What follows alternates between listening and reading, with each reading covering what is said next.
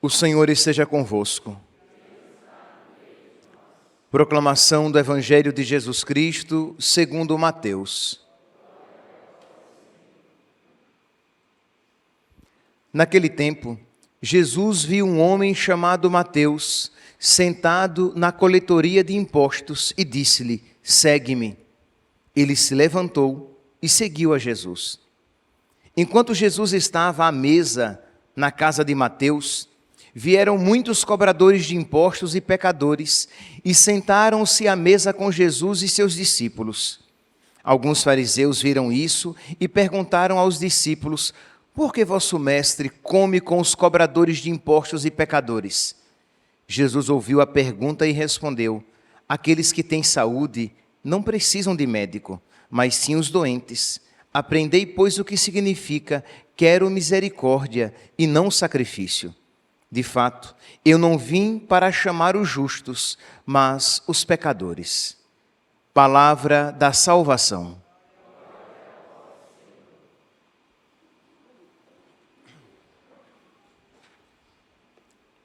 Caríssimos irmãos e irmãs,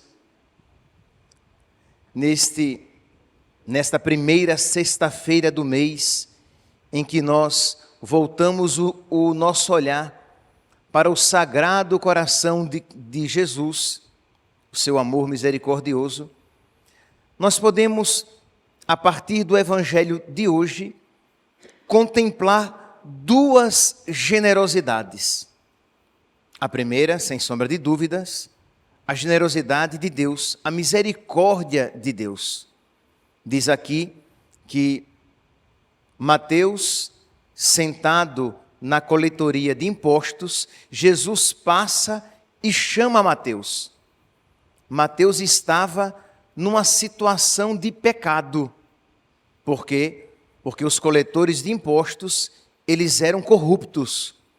Eles cobravam além do que era devido. Eles eram pecadores públicos. Eles eram colaboracionistas dos romanos.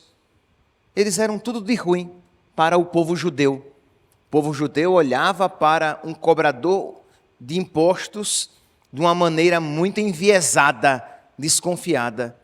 E Jesus olha para este pária da sociedade, para este pecador público, na sua situação de pecado, e Jesus o chama, e o chama para ser seu amigo. Vê aqui, meus irmãos, Deus quer que todos os homens se salvem e cheguem ao conhecimento da verdade. E Ele se digna de chamar os mais indignos. Ele quer entrar em todos os corações. No coração sujo, Ele quer entrar e com a sua presença Ele purifica. No coração doente, Ele quer entrar e com a sua presença Ele sana, Ele cura. No coração em trevas, Ele quer entrar e com a sua presença Ele ilumina. No coração morto de pedra, Ele quer entrar e com a sua presença Ele ressuscita, Ele torna um coração de carne. A quinta antífona, aquelas antífonas que nós cantamos durante o tempo do Advento, na segunda parte do Advento, naquela parte mais próxima do Natal, a quinta antífona diz assim: ó Oriente, é Cristo, né? Lembra, as antífonas do ó são as antífonas com as quais a esposa chama o esposo, a igreja chama Cristo. Então, ó Oriente, esplendor da luz eterna e sol de justiça, vinde e iluminai os que estão sentados nas trevas e à sombra da morte. Esse era Mateus. Ele estava sentado no seu pecado. Ele estava ali na coletoria de impostos. Ele estava pecando quando Jesus o chamou para ser seu apóstolo, para ser seu amigo. Eu estou enfatizando este ponto para mostrar a grandiosa generosidade de nosso Senhor e a ousadia de Deus, a ousadia da graça, que está disposta a transformar um coração aparentemente perdido, aparentemente afastado, aparentemente insensível, mas nosso Senhor o desafia. Vem, segue-me. E diz aqui a palavra que Mateus se levanta, deixa tudo e segue nosso Senhor. Meus irmãos, esta palavra do Evangelho de hoje deve nos iluminar a todos, porque não poucas vezes nós temos um certo pudor humano, um certo medo de desafiar as pessoas a deixarem tudo. Isto é, você encontra alguém numa situação de pecado, ou até mesmo você se encontra numa situação de pecado, e aí você diz assim, eu vou chamar aquela pessoa para que ela deixe o pecado gradativamente. Então ela cometia 10 pecados mortais, então eu vou selecionar 5 pecados mortais mais graves, sempre os pecados mortais mais graves segundo a minha cabeça, e os pecados mortais devem ser renunciados sempre e todos. Então, você pensa, eu vou escolher 5, e aí ela deixa 5, e aí ela vai se acostumando a viver sem aqueles 5 pecados, e quem sabe depois a gente tira mais 2, e ela vai se acostumando a ficar sem aquele pecado, mas esta não foi a pedagogia de nosso Senhor. Nosso Senhor chamou Mateus na sua situação de pecado para que ele deixasse tudo e o seguisse. E diz a palavra que a graça de Deus foi soberana. A graça de Deus foi vitoriosa. Mateus deixou tudo, seguiu nosso Senhor e ainda se tornou um instrumento de graça, e é sempre assim, e ainda se tornou um instrumento de graça para os seus amigos. E é sempre assim. Se você se converte, você se torna instrumento de graça para os seus amigos, para os seus familiares. Mas infelizmente o contrário também é verdade. Se você se afasta de nosso Senhor, quando você peca, de alguma maneira, você se torna pelo menos um perigo para os seus amigos, para os seus familiares. E Mateus se tornou um instrumento de bênção para muitos. Então nós vemos aqui, meus irmãos, a generosidade, o amor misericordioso, o amor que nos constrange. Que nosso Senhor escolheu um grande pecador, na sua situação de pecado, no momento mesmo em que pecava, para ser seu amigo. E isso, repito, deve encher o nosso coração de confiança, independentemente da situação em que você se encontre. Então você olha para o próprio coração, vê que você está incrustado, está engastado, né? O que é engastado? Pense numa pedra, quando ela está engastada no anel, né? Então ela está ali presa no anel de ouro, de prata. Então a pedra está engastada, está encravada, está enraizada. Então às vezes você se sente assim, preso no seu pecado e acha que não tem solução. Ora, meus irmãos, a solução é o querer de nosso Senhor. Senhor, se quiseres, eu posso ficar curado. E o que é que o Senhor diz? Eu quero ser curado, ser curada, ser liberto, ser liberta. Deus quer que todos os homens se salvem e cheguem ao conhecimento da verdade. Então peça, suplique a nosso Senhor, olhando para o seu sagrado coração, confiando na sua misericórdia. Ele que diz, eu quero a misericórdia, confiando no seu amor grandiosíssimo, expresso eloquentemente na cruz. Suplique a nosso Senhor a libertação da sua vida, para que você possa segui-lo. Tem um cântico da missa do Sagrado Coração de Jesus, que eu gosto muito, é um cântico antigo, né? Não que eu seja muito antigo, né? Um cântico antigo, mas muito bonito, que ele diz assim, fala a respeito de Cristo, né? procuro abrigo nos corações, de porta em porta desejo entrar. Se alguém me acolhe com gratidão, faremos juntos a refeição. Vou batendo até alguém abrir. Não descanso, o amor me faz seguir. É feliz quem ouve a minha voz. Abre a porta e eu entro bem veloz. Eu cumpro a ordem do meu coração, isto é, a ordem do coração de nosso Senhor é salvar almas, é ganhar almas, é entrar nos nossos corações, independentemente de como eles estejam, para transformá-los. Independentemente da situação horrorosa em que o seu coração se encontre, mas se você abrir as portas do seu coração, ele entrará e ceará contigo. O cear contigo remete à comunhão, remete à amizade. Você será amigo de nosso Senhor. Então nós abrimos o nosso coração quando você está numa situação de pecado, quando você ouve a voz de Deus, quando você se deixa guiar por Deus. E aí, é claro, você é católico, você pertence à Igreja de Cristo, então você vai se confessar, você vai se reconciliar com Deus e com a igreja, e aí sim você poderá cear com Ele. E a amizade dEle, alcançada pela caridade recebida no sacramento da confissão, vai crescer no seu coração. Procura abrigo nos corações, e Ele procurou abrigo no coração de Mateus. E Mateus deu morada. Pois bem, mas eu falava no início da homilia, que eu queria refletir a respeito de duas generosidades. A primeira já ficou expressa, a generosidade, deixa eu aqui ser bem pleonástico, a generosidade generosa, a generosidade super generosa de nosso Senhor. Mas também nós iremos encontrar a generosidade de Mateus.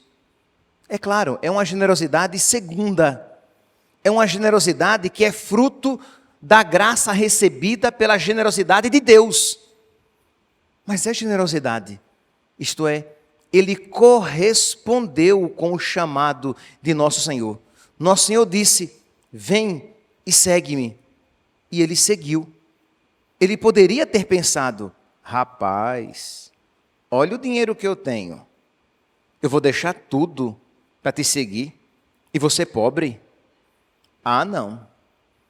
Eu prefiro a minha segurança. E não pense você que isso que eu estou dizendo é a coisa mais absurda do mundo, porque vocês sabem muito bem que não poucas vezes, infelizmente, isso acontece. Pessoas que preferem as suas seguranças, segurança financeira, segurança afetiva. Quantas pessoas preferem a falsa segurança afetiva que os prazeres mundanos conferem a Deus? Preferem isso a Deus.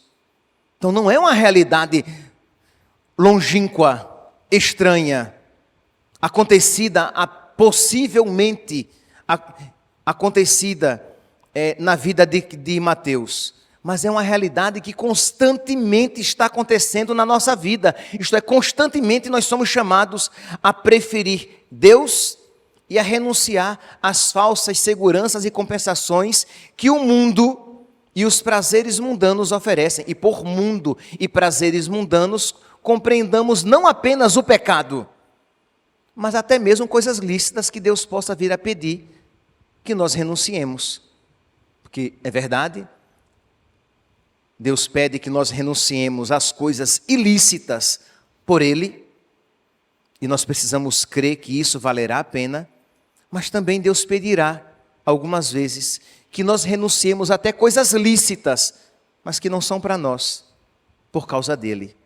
E nós precisamos ser generosos. E essa generosidade, ela brota da fé. Ser generosos e dizer, Senhor, Tu me pedes isso, eu te dou. Tu queres isso, é teu. Tu queres que eu renuncie isso, está renunciado. Isso é uma grande generosidade. E que nós vimos aqui na vida de Mateus, de rico que era, tornou-se pobre para se tornar verdadeiramente rico. De possuído pelos bens que era, escolheu possuir a verdadeira riqueza que é Deus e tê-lo profundamente como amigo no seu coração. E a contraposição com a primeira leitura é gritante. A primeira leitura, retirada do livro do profeta Amós, apresenta aqui uns ricos apegados à sua riqueza e ladrões também. Por quê? Ouvi isto, vós que maltratais os humildes e causais a prostração dos pobres da terra. Vós que andais dizendo, Deus que lê os corações, leu os corações daqueles homens que se perguntavam, quando passará a lua nova para vendermos bem a mercadoria? Vender bem, isto é, quando vão passar as festas religiosas para que nós possamos ganhar dinheiro? Percebe? A preocupação deles não era a sua dedicação a Deus, o seu serviço a Deus, né? Porque quando nós participamos das liturgias, nós prestamos a Deus o serviço devido a Ele. Esses homens estavam preocupados com seus negócios. Quando é que essa lua nova vai passar logo e nós poderemos vender bem a nossa mercadoria? E o sábado? Quando é que ele vai passar logo, terminar logo, para darmos pronta saída ao trigo, para diminuir as medidas, roubar? Olha como eles são piedosos, eles não roubam no sábado. Não, no sábado eles nem podiam vender, né? Porque o serviço não era permitido, mas quando passar o sábado, poderemos vender e vamos roubar. Vamos diminuir as medidas, né? A pessoa vai achar que está comprando 1 quilo de trigo, quando na verdade está comprando apenas 800 gramas, mas pagando por um quilo. Então quando é que vai passar logo o sábado, que eu quero roubar, que eu quero ganhar dinheiro? Tá bom, pode parecer cômico, pode parecer cômica a maneira como eu estou falando, mas quantas pessoas deixam Deus de lado, abandonam Deus por causa dos seus negócios, abandonam a sua família por causa dos seus negócios, abandonam a vida de oração por causa dos seus negócios, tem tempo de trabalhar e trabalhar duro para ganhar dinheiro, mas não tem o mesmo entusiasmo, afinco, têmpera, gana para as coisas de Deus. É um trabalhador excepcional, é um homem focado, uma mulher dedicada, um homem empreendedor, mas para as coisas de Deus, um desastre. Assim eram esses homens aqui da primeira leitura, que além de tudo, eram ladrões. E a contraposição é Mateus, que também era ladrão, mas num determinado momento da sua vida, esteve disposto a tudo renunciar para atender com generosidade o chamado de Deus que lhe batia à porta do seu coração. Que hoje então, meus irmãos, nesta primeira sexta-feira do mês, nós peçamos a Deus que não deixe de bater no nosso coração. O livro do Apocalipse diz, eis que estou à porta e bato, se alguém abre eu entro e ceio, se não, ele vai embora. Então peçamos ao nosso Senhor que bata mais uma vez, que insista mais um pouco, que nos conceda mais uma vez a sua graça, para que vencendo as resistências do nosso coração, nós possamos ser verdadeiramente felizes, porque quando nós abrimos a porta do nosso coração, Ele entra e aí, então eu sou feliz. Como disse o cântico, né, que eu citei no início da homilia. Mas peçamos também por aqueles que nós rezamos, pelos nossos familiares, pelos nossos amigos, pelos nossos conhecidos que precisam de conversão. Peçamos a Deus por eles também nesta Santa Missa. Você que vai comungar, alcance esta graça. Entenda aqui, roube esta graça do coração de nosso Senhor, que quer ser roubado. Isso Ele quer que você tome, isto é, que você suplique a nosso Senhor, que você diga, Senhor, nós estamos celebrando o seu sagrado coração, o seu misericordiosíssimo coração, o seu generoso coração, e eu te peço pela conversão. E aí você cita o nome dessas pessoas por quem você está rezando, sabendo que esta súplica que você está fazendo, ela é suscitada pelo Espírito Santo, porque Deus quer que todos os homens se salvem e cheguem ao conhecimento da verdade. Louvado seja nosso Senhor Jesus Cristo. Para sempre seja louvado.